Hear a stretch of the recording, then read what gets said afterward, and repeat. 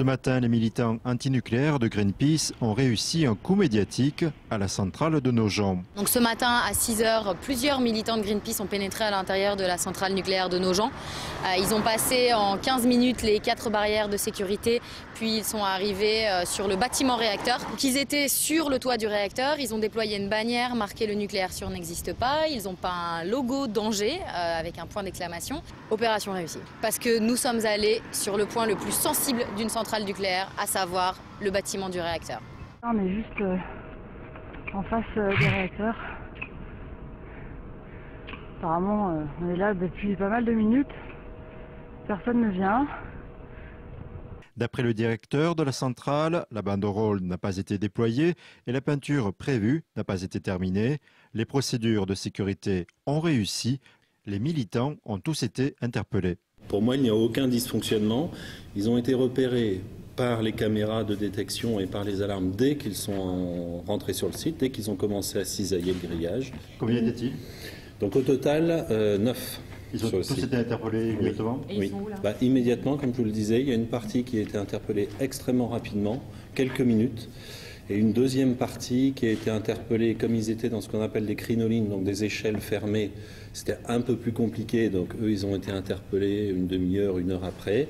Et il y avait 2 personnes qui s'étaient cachées sur le site, qui, eux, ont été trouvés, je dirais, 1h30 à 2 heures après. On vient d'arriver là, sur le dôme du réacteur nucléaire de la centrale de Nogent. Les militants ont franchi 3 zones de protection sur les 4 que comptent les 262 hectares de la centrale. La première leçon, je dirais, de ce qui s'est passé ce matin, c'est qu'ils n'ont pas réussi à pénétrer dans les bâtiments industriels, malgré leur motivation, malgré leur entraînement, visiblement, et la connaissance de l'installation. Ils ne sont en aucun cas dans une zone industrielle ou une zone qui pourrait être qualifiée de dangereuse vis-à-vis de l'installation. Si une attaque était identifiée comme une attaque malveillante, la force d'interpellation qui serait mise en face ne serait sans doute pas tout à fait la même et l'interpellation ne serait pas réalisée en douceur comme elle a été faite ce matin. 5 cars satellites, l'ensemble des télévisions et radios nationales sont présents. Greenpeace, en choisissant Nogent, a pu faire passer ses convictions avec force.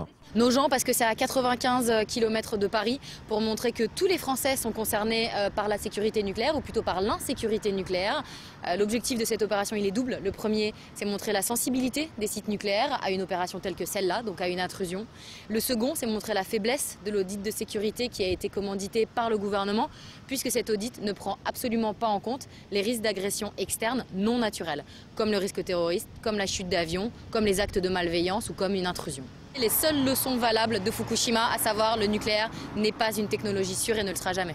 Si nécessaire, la sécurité sera renforcée, mais aujourd'hui il est trop tôt pour le dire. Il y a un peu moins de 5 ans, des militants de Greenpeace s'étaient déjà introduits illégalement dans l'enceinte d'une centrale nucléaire.